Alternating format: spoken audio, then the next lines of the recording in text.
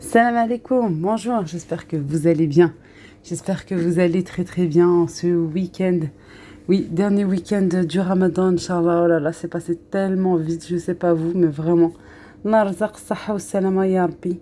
Avant de commencer cette vidéo, Allahumma salli wa sallim wa barik ala Sayyidina Muhammad.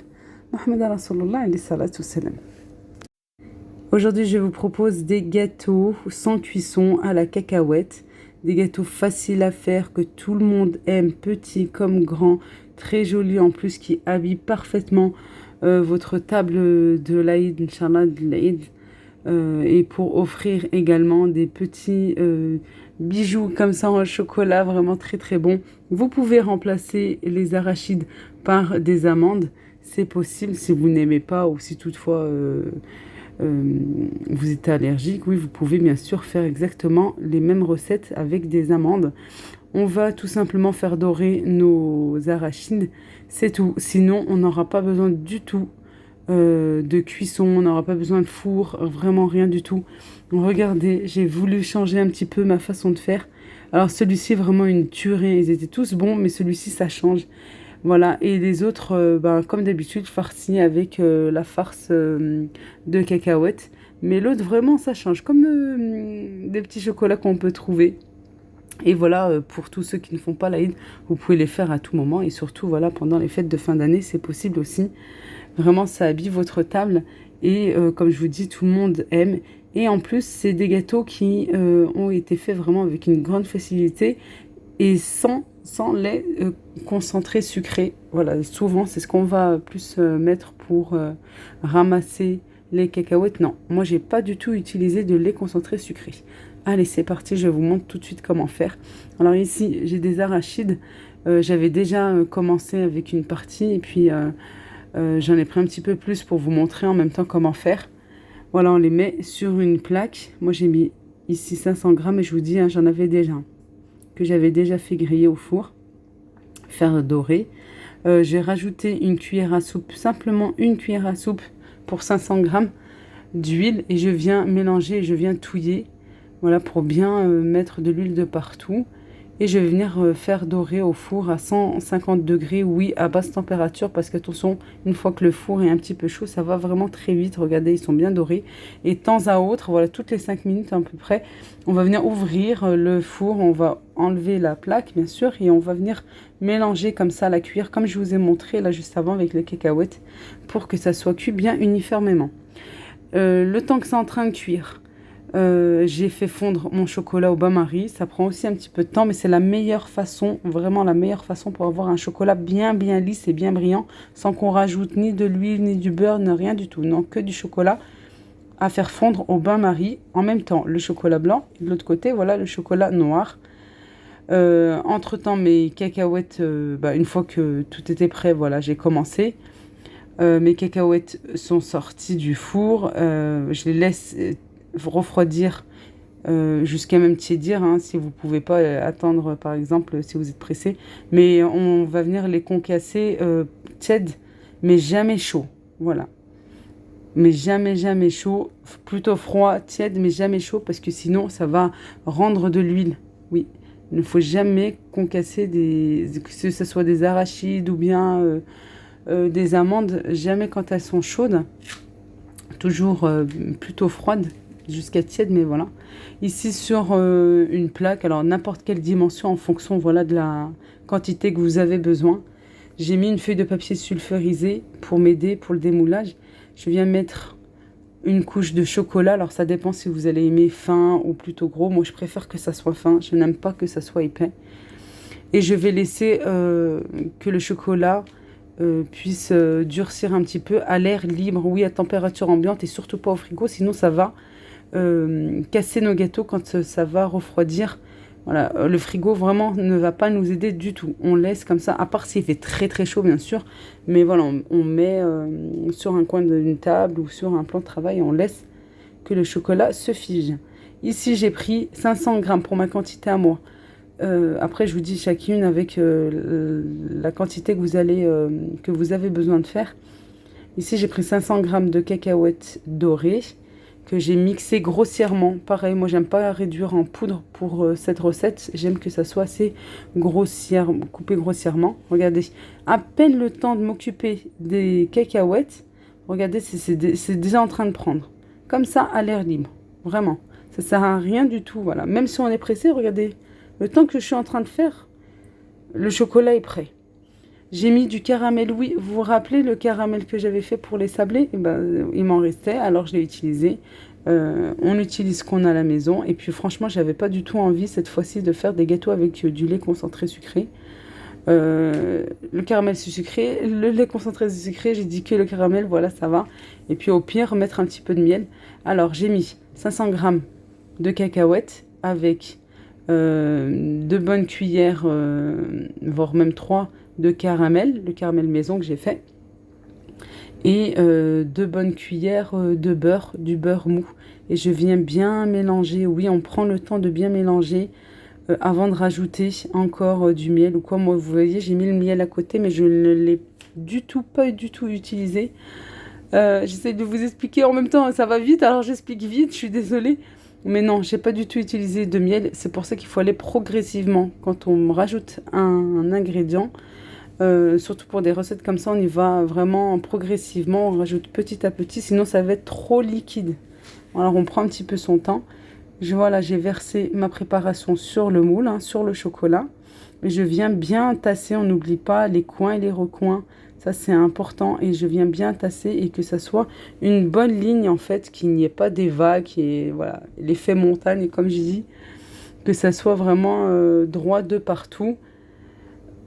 Et directement, je viens verser du chocolat blanc. Voilà, pour changer un petit peu de couleur. Sinon, vous pouvez mettre également du chocolat au lait ou chocolat noir. Vous mettez vraiment celui qui vous plaît et celui que vous aimez, ainsi que vos familles, que votre famille. Voilà, on vient bien lisser. Vraiment de partout. On vient aussi faire comme ceci, regardez. Et comme ça, c'est bien droit. Vous avez vu? C'est bien, bien droit. Pour moi, c'est important vraiment de bien vous montrer. Ici, j'ai du chocolat dans une poche. Mais attendez, boum, voilà. J'ai eu un petit incident. Un petit gros incident. C'est percé, voilà. C'est percé parce que c'était pas d'aujourd'hui, ce chocolat. Je l'avais mis au frigo et puis je l'avais... chose à ne pas faire, vous voyez, pour des gâteaux comme ceci. Vraiment, à ne pas faire parce que je l'ai réchauffé. Je pense qu'il restait un morceau. J'aurais pas dû. Je l'ai fait. Et en plus, avec le stress que j'ai eu avec mon petit bébé qui était à côté, qui arrêtait pas de pleurer. Et je devais aller vite parce qu'il ne faut pas laisser le chocolat figé. À ce moment-là, il faut vraiment aller vite. C'est pour ça qu'il faut avoir vraiment tout à côté, hein, tout à proximité. Une fois qu'on étale le chocolat blanc, il faut vite mettre notre petite décoration. Je me suis dit, tiens, pourquoi pas faire comme un marbré. Non, ça faisait des grosses taches comme ça, alors j'ai dit non. Bon, bah c'est la vie de maman, c'est la vie comme ça, c'est ce qui s'est passé. J'ai pas voulu couper ici au montage et vous montrer juste quelque chose de joli, non, parce qu'il s'est passé exactement ça. Voilà, ça arrive, hein, même à nous qui faisons des vidéos, même beaucoup à nous qui faisons des vidéos avec la précipitation et tout. Oui, oui, il nous arrive plein de petites choses comme ceci. Et j'en suis sûre que mes copines youtubeuses sont dans le même cas que moi, ça c'est obligé, voilà, entre les enfants et ci et ça. Mais voilà, Dieu merci, alhamdoulilah, c'est pas grave, on essaie d'arranger du mieux qu'on peut. Là, regardez, j'ai fait des traits de partout. Je vais vous montrer comment faire avec le sac congélation. C'est vraiment d'une facilité, mais je vous ai dit, d'habitude, moi, il m'arrive pas du tout ça. J'ai voulu, voilà, utiliser ce que j'avais déjà. Et au final, je n'aurais pas dû. Allez, après avoir fait avoir mis plein de petits traits de chocolat noir. De l'autre sens, maintenant, je viens faire des va-et-vient avec un cure-dent. Il faut vraiment quelque chose de fin, ou la pointe d'un couteau, par exemple. C'est possible aussi. Voilà, alors c'est-à-dire de haut en bas et ensuite de bas en haut. Voilà, pour avoir, vous savez, la jolie décoration qu'on trouve sur les millefeuilles. Et pareil, je laisse reposer à température ambiante. Vraiment à l'air libre, hein, pas au frigo, mais du tout. Alors moi, personnellement, j'ai fait ça, voilà, vers 14h, 15h le vendredi, c'est-à-dire hier. Et j'ai laissé là toute la nuit reposer tranquillement. Une fois que le chocolat commence à prendre, et ben, on recouvre, mais attention, pas au contact. on recouvre de film alimentaire et on laisse reposer tranquillement. Tant qu'il fait pas trop chaud, ça va très bien, ça se conserve vraiment très très bien. Maintenant, j'ai repris des cacahuètes, c'est-à-dire l'autre moitié qui me restait, 500 grammes, que j'ai haché plus finement que la première fois, beaucoup plus finement. Pas jusqu'à ce que j'ai une pâte, mais vraiment concassée très finement. Et j'ai un paquet de biscuits de 200 grammes. Là, c'est des biscuits au blé complet que j'ai pris à Lidl, que j'ai fini. Par contre, ici, j'ai mixé très très finement, vraiment comme une poudre. Voilà, je mélange les deux. Je voulais faire 3 sortes, mais au final, j'en ai fait que 2 et j'en ai fait un petit peu plus. Pour la première préparation, j'aurai besoin de miel liquide. Alors j'ai mis une première partie, ensuite je vais rajouter encore. Voilà, faites comme moi, franchement je vous le conseille, mélangez à la main, il n'y a pas mieux, hein. Les mains, voilà, on a tous du savon et de l'eau, Dieu merci, alhamdoulilah. On se lave les mains et on y va, on n'a pas peur. Et c'est comme ça en fait qu'on s'aperçoit si il nous faut encore du liquide ou pas. Regardez la preuve, il m'en fallait encore du miel. Du miel par contre bien liquide. Voilà, que j'ai fait réchauffer, hein, ou au micro-ondes ou à la casserole comme vous le souhaitez. Il faut que ça se ramasse, voilà. J'ai pas de quantité là à vous donner parce que franchement j'ai fait ça comme ça. Mais il faut que ça se ramasse. Alors ici, je vais faire des petits chocolats avec des moules en silicone et par la suite je vais faire sans moule. Sans moule silicone, je vous montre vraiment les deux, c'est possible bien entendu. Je mets du chocolat, je répartis bien du chocolat dans le fond du moule. Attention, même en hauteur, hein, c'est vraiment important. Maintenant, je vais vous montrer comment faire avec une petite poche fait maison. C'est-à-dire avec le sac congélation. Vous prenez un sac congélation comme ça. Voilà. Ouais, je vous dis ou par là ou par là. Il suffit de prendre une des pointes. Voilà. Comme ceci. Je vous montre bien. Et on va verser du chocolat pour aller vraiment directement sur la pointe au lieu que ça se répartisse dans tout le sac. Non, on veut directement là-bas. Voilà. On va chasser l'air. On enlève l'air, c'est important. Sinon, on aura des coupures. Encore ici, c'est pas très grave. Mais voilà, pour faire des petites décos, oui, c'est important. On chasse bien l'air. Et on fait un nœud. Voilà. Et pour avoir notre petite pointe, on va s'aider de cure-dent parce que c'est ce qui est le plus fin. Ne le faites pas au ciseau, ne le faites pas avec un couteau, ne l'arrachez pas comme ça non plus avec les dents. Voilà, j'ai déjà fait ces expériences auparavant. Voilà, ça fait des années maintenant qu'on fait des gâteaux, quoi. Moi, perso, je fais des gâteaux et j'ai tout testé et celle-ci, c'est la meilleure façon à faire parce que c'est très très fin. Juste avec un cure-dent, vraiment une toute petite pointe. Là, je vous montre en fait qu'on peut faire comme ceci pour éviter de salir le moule. Mais au final, voilà, quand on veut aller vite, c'est sûr que, ben oui, on en met de partout. Allez, on met vraiment du chocolat au fond et aussi sur les côtés. Je ne vous ai pas montré ici, mais je les ai mis au congélateur. Pour aller plus vite, par contre, ceux-là, oui, vous pouvez les mettre au congélateur pour bien faire figer la coque. Une fois que la coque a bien prise, je vais mettre de la farce à l'intérieur. Attention, on ne va pas jusqu'au bout. Voilà, et ensuite, j'ai mis du chocolat par-dessus. Alors, je ne trouve pas le moment là où j'ai filmé, mais je vais vous montrer avec un autre moule. C'est exactement la même façon de faire. Ici, j'ai mis du chocolat blanc pour changer un petit peu. Pareil, on répartit bien sur tout le fond et aussi sur les bords. On va mettre au congélateur pour que ça fige bien. Voilà, là c'est bien froid, hein. Et je vais mettre de la farce, mais attention, on ne va pas jusqu'en haut. On laisse vraiment de 3 mm pour qu'on puisse mettre du chocolat par-dessus. Une fois que j'ai réparti de partout de la farce, vraiment mis dans tout le petit moule là, directement, cette fois-ci je ne laisse ni refroidir ni rien, directement je mets du chocolat. Voilà.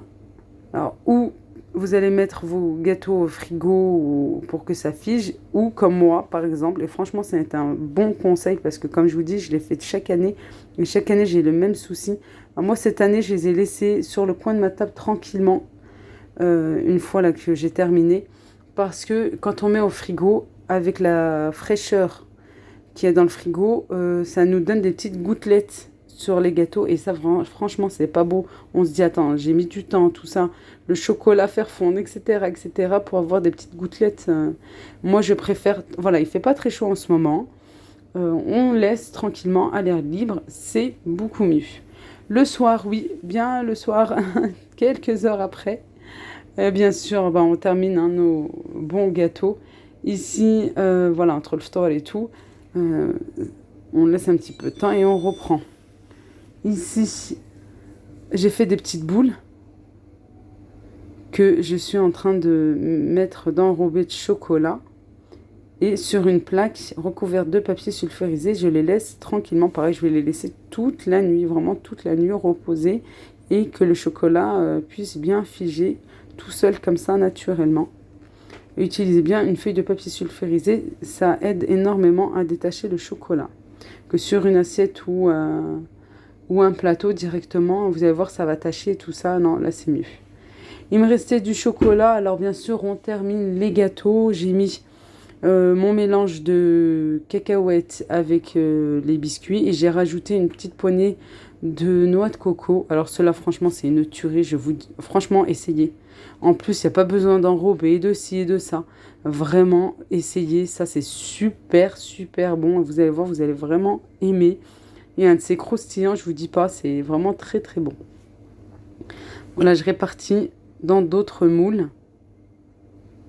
Si vous n'avez pas de moule, voilà, vous allez rajouter, vous allez mettre moins de chocolat. Il faut que ça soit un petit peu plus dur en fait. Et vous allez faire juste des boules par exemple. Moi j'ai laissé un petit peu plus liquide pour que ça puisse prendre dans le moule. On répartit bien et on enlève tout ce qu'il y a autour pour que ça soit bien joli et que ça soit bien net. Et ça va nous aider au démoulage. Alors ici, regardez, je tapote pour chasser l'air et que ça vienne vraiment se mettre au fond du moule. Ici, nous sommes le lendemain. Et oui, c'était là il y a quelques heures, c'était ce matin. Regardez, mes boules, elles sont vraiment bien figées, comme ça, à l'air libre. Hein. J'insiste, mais voilà, c'est important. Ici, j'ai refait ma petite technique avec le chocolat blanc. Voilà, quand on a du chocolat qu'on vient juste de faire fondre. Regardez, c'est aucun problème, vraiment. Ça n'a ni percé, ni éclaté, ni rien du tout. Je vais faire une petite déco avec le chocolat blanc. Je fais de même avec mes petits derniers chocolats. Vous savez ce que j'ai mis là dans le moule. Et pour une petite déco et un petit peu plus de croustillant, je viens mettre des amandes grillées que j'avais déjà. Voilà, vous pouvez garder un petit peu de cacahuètes concassées. Vous pouvez bien sûr pour la petite déco, c'est possible.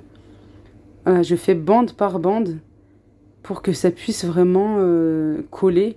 Quand le chocolat est encore un peu chaud, un peu liquide, ça va coller. Sinon, si on laisse refroidir, non, ça ne va pas coller du tout. Ici, mon premier gâteau. On vient démouler, bien sûr, on coupe bien, on détache les côtés. Et on vient couper, on fait des bandes comme ceci et on vient couper après. Ou vous pouvez faire aussi en carré, en rectangle, vous faites vraiment comme vous voulez. Pour que ça soit plus joli, bien sûr, on enlève les côtés. Voilà, on vient bien couper comme ça. Les enfants, vous inquiétez pas, ils sont toujours dans les pareils, ils aiment bien, surtout avec le chocolat. Sinon, au pire, ça restera pour le store. Vous inquiétez pas, on va bien grignoter comme ça. Allez, je fais des bandes et puis je coupe. Voilà, donnez des bons coups, faites pas des va-et-vient avec le couteau, vraiment, pour que ça ne se casse pas. Vous n'aurez pas de reste comme ça, vous aurez vraiment très peu de reste. Voilà, coupez bien avec un bon couteau. Hein. Regardez, ça se coupe facilement. Quand on ne met pas au frigo, ça se coupe vraiment facilement. Et là, je voulais vous montrer comment les conserver. Vous les mettez dans une petite boîte, ou en plastique ou en verre, comme vous voulez. Et vous faites des étages. Et quand vous avez un étage, vous mettez du papier sulfurisé, comme ça ne colle pas. Oui, les chocolats entre eux ne vont pas coller. Voilà, et moi, comme je vous dis, ça sera vraiment... je vais les ranger, mais pas au frigo. À l'abri de la lumière, bien sûr, et à l'abri du soleil, mais pas au frigo, sinon on aura l'humidité qui va venir se déposer sur le chocolat et après ça va tout gâcher. Et voilà nos jolis chocolats vraiment à faire et à refaire et que tout le monde apprécie, petit comme grand. Tous ceux qui n'aiment pas ou qui sont allergiques à l'arachide, vous pouvez faire exactement la même chose avec des amandes. Oui, exactement, vous allez procéder de la même manière. Allez, je vous montre à l'intérieur. Là, c'est le petit dernier. Vous vous souvenez que j'avais tout mélangé avec le chocolat? Voilà, regardez, c'est vraiment, c'est mon préféré. Je sais pas, j'ai vraiment un réel coup de cœur pour celui-ci. Les autres sont bons aussi, mais les autres sont connus et reconnus, voilà, avec les coques en chocolat et la farce aux cacahuètes. Je vais vous montrer à l'intérieur. C'est beaucoup moins dur que le premier, oui, mais voilà. Et puis ça a vraiment un très bon goût. Regardez, ça se casse très facilement quand on ne met pas au frigo. J'insiste sur ça, mais c'est pour que vous aussi, vous puissiez vous faire plaisir et faire plaisir aux autres tout en réussissant vos gâteaux. Voilà les petites boules aussi. Vraiment un plaisir gustatif. Je vous fais de gros, gros, gros bisous. Je vous dis à très vite, Inch'Allah. N'oubliez pas de liker et de vous abonner si ce n'est pas encore fait. Mouah, je vous aime très fort.